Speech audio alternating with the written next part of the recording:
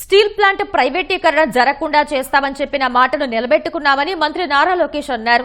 ప్రైవేటీకరణపై ఇంకా అనుమతులు ఉన్నాయని మాట్లాడటం సరికాదన్నారు. అందరం కలిసి తిరిగి ప్లాంట్ ను అభివృద్ధి పథంలోకి తీసుకువెళ్దామని లోకేష్ పిలుపునిచ్చారు. జరగనీయము అవ్వదు, మార్క్ మై వర్డ్స్ అని చెప్పా. ఈరోజు కట్టుబడి ఉన్నాం స్వామి, మేము కట్టుబడి ఉన్నాం.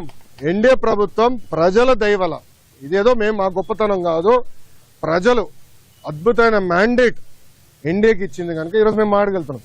భారతదేశంలో అనేక ఉక్కు ఫ్యాక్టరీలు ప్రైవేటీకరణ జరుగుతుంటే కేవలం ఒక విశాఖ ఉక్కు కాపాడుకోగలం. దానికి కారణం మీరు ప్రజలు మాకు ఇచ్చిన మ్యాండేట్.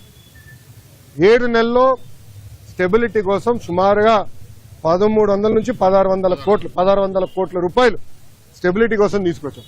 ఇప్పుడు 11,000 కోట్ల రూపాయలు కేంద్ర ప్రభుత్వం నిధులు తీసుకొచ్చాం. ఆంధ్ర రాష్ట్ర ప్రభుత్వంగా సుమారుగా 2,500 కోట్లు వేస్తున్నాం. ఇది by way of water, by way of power stability ఇచ్చడం. సో ఉక్కు ఫ్యాక్టరీలో ఉన్న ఉద్యోగస్తులను కూడా కోరేది ఏంటంటే